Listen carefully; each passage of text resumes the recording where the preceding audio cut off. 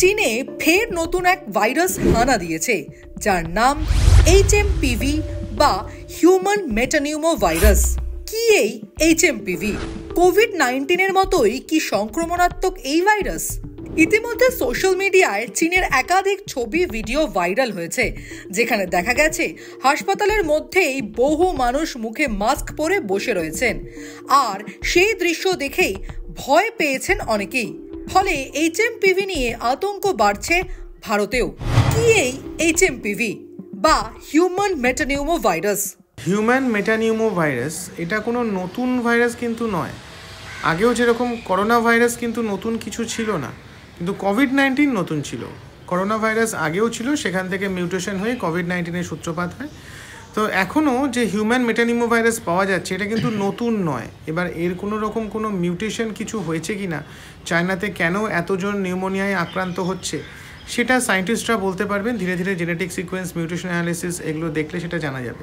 বছরের কোন সময় এই ভাইরাসের বারবারন্ত দেখা যায়? যদি শুধু ভাইরাসটি সম্পর্কে বলি, ভাইরাসটা কিন্তু আমরা প্রত্যেক বছর পাই। শীতকালে বিশেষ করে এটা মাথাচাড়া দিয়ে ওঠে, কখনো কখনো বর্ষার শেষেও মাথাচাড়া দিয়ে ওঠে। তো ইটস নট সামথিং নিউ, আমাদের কাছে এই ভাইরাসটা পরিচিত। এটা সিজন চেঞ্জের সময় আমরা যে ভাইরাসগুলোর মাথাচাড়া দিয়ে উঠতে দেখি, যেমন ফ্লু, যেমন অ্যাডেনো ভাইরাস, সেরকমই এটাও একটা ভাইরাস। এই সিজন চেঞ্জের সময়, স্পেশালি উইন্টার সিজনে এটা বেশি করে দেখা দেয়। এই ভাইরাসে আক্রান্ত হলে কি কি উপসর্গ দেখা যায়? এটা ইনফ্লুয়েঞ্জা লাইক ইলনেস, মানে একটু জ্বর হবে, সর্দি কাশি হবে, গা হাত পা ব্যথা, মাথা ব্যথা, গলা ব্যথা, এগুলোই প্রধানত থাকে। এর সাথে অবশ্যই কাশি সর্দি তো থাকেই। কারোর ক্ষেত্রে নিউমোনিয়া হতে পারে। যদি নিউমোনিয়া হয় তার ক্ষেত্রে হেকটিক টেম্পারেচার থাকবে, এবং সেক্ষেত্রে জ্বর তার নামছে না, বা জ্বর নামলেও সে অত্যন্ত কাহিল হয়ে যাচ্ছে, শ্বাসকষ্ট হচ্ছে। কোন বয়সী মানুষ মূলত আক্রান্ত হন? ছোট বাচ্চাদের ক্ষেত্রে শ্বাসের গতি বেড়ে যাচ্ছে। যারা বড় মানুষ তাদের ক্ষেত্রে স্যাচুরেশন অনেক সময় ফল করছে। তো একদম ছোট বাচ্চা যারা 5-এর নিচে, আর যারা 60-65 বছরের ঊর্ধ্বে, এই দুটো বয়সে সবথেকে বেশি এটা ঝামেলা করে।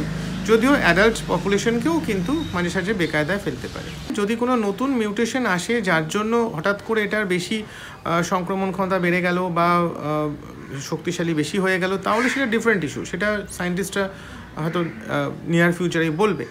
কিন্তু এই ভাইরাসটা হচ্ছে মেইনলি রেসপিরেটরি ট্র্যাক্ট ইনফেকশন, মানে RTI বা অ্যাকিউট রেসপিরেটরি ইনফেকশন, তারই কিন্তু প্রধান কারণ।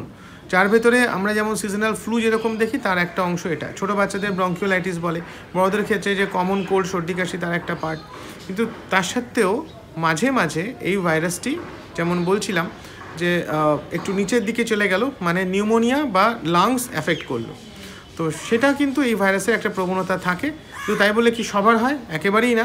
অধিকাংশরই কিন্তু নিউমোনিয়া হবে না, বা হলেও অল্পের ওপর দিয়ে যাবে। কারোর ক্ষেত্রে নিউমোনিয়ার যে প্রাবল্য সেটা অনেক বেশি হবে। এই সময় কি কি নিয়ম মেনে চলা উচিত?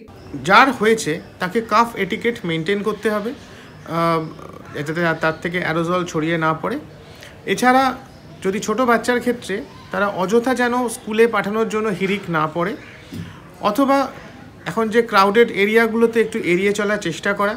এখন একটা শীতের সময়, মরশুমের সময় বিভিন্ন স্কুল কলেজ তো বন্ধ, তাই জন্য সব জায়গাতে ভিড় হচ্ছে বেশি বাচ্চাদের, তো সেই জায়গাটা একটু এড়িয়ে চলা তো যতটা সম্ভব, বা বিয়েবাড়ি, কোনো পার্টি, যতটা সম্ভব এড়িয়ে চলা। কারণ ক্রাউডিং হলেই সেখানে একজন থেকে আরেকজনের ছড়াবে। আর যদি সম্ভব হয়, যদি সেরকম ম্যাচুরিটি লেভেল থাকে, তাহলে প্রপার একটা মাস্ক ব্যবহার করা, তাতে কিছুটা প্রোটেকশন হতে পারে। আর অবশ্যই খাওয়ার আগে বা হাত মুখ ভালো করে সাবান দিয়ে ধুয়ে তবে চোখে নাকে মুখে হাত দেবো। এগুলি যে কমন, যেটা ইনফ্লুয়েঞ্জা লাইক ইলনেসের প্রোটেকশনের যা অ্যামিউনিটিস আমরা বলে থাকি, সেটা এর ক্ষেত্রেও অ্যাপ্লিকেবল। এরকম নয় যে একদম স্ট্রিক্ট আইসোলেশনে চলে গেলাম, একদম পুরো 14 দিন ঘরের মধ্যে বন্দি হয়ে, বা 7 দিন ঘরের মধ্যে বন্দি হয়ে থাকলাম, সেরকম নয়। কিন্তু যতটা সম্ভব পাবলিক কন্ট্যাক্ট বা হিউম্যান কন্ট্যাক্ট এড়িয়ে চললে ভালো। এবং তার নিজের যেটুকু সামর্থ্য, সে নিজে মাস্ক পরতে পারে, নিজে কাফ এটিকেট মেনটেন করতে পারে, তার বারবার করে সে হাতে সাবান দিতে পারে, এগুলো তো করাই যায়। আর তার সাথে সকলের জন্য, তার তো বটেই, এবং সকলের জন্য প্রচুর জল খেতে হবে, মানে অ্যাডিকুয়েট হাইড্রেশন। আর প্রপার সিজনাল যে নর্মাল যে হেলদি হাইজেনিক ফুড, সেগুলো যেন খায়। যত জাঙ্ক ফুডস অ্যাভয়েড করবে, ইমিউনিটি লেভেল যত বেটার থাকবে, তত এগুলোর সাথে লড়াই করার ক্ষমতাটা আমাদের বেশি হবে। অন্যদিকে ভারতীয় বিশেষজ্ঞরা ইতিমধ্যেই এই ভাইরাস নিয়ে সকলকে আশ্বস্ত করেছেন। ন্যাশনাল সেন্টার ফর ডিজিজ কন্ট্রোলের বিশেষজ্ঞরা বলছেন, সমস্ত ধরনের শ্বাসকষ্টজনিত সমস্যার হাত থেকে বাঁচতে সতর্ক থাকা দরকার, তাহলেই আর কোনো ভয় থাকবে না। আর এখনই এই নয়া ভাইরাস নিয়ে আতঙ্কিত হওয়ার কোনো প্রয়োজন নেই। বক্তব্য, আর 5টা শ্বাসনালীর সংক্রমণকারী ভাইরাসের মতোই হলো এই human metapneumovirus. Soumyadip Sen ও প্রীতি সাহার রিপোর্ট, দ্য ওয়াল।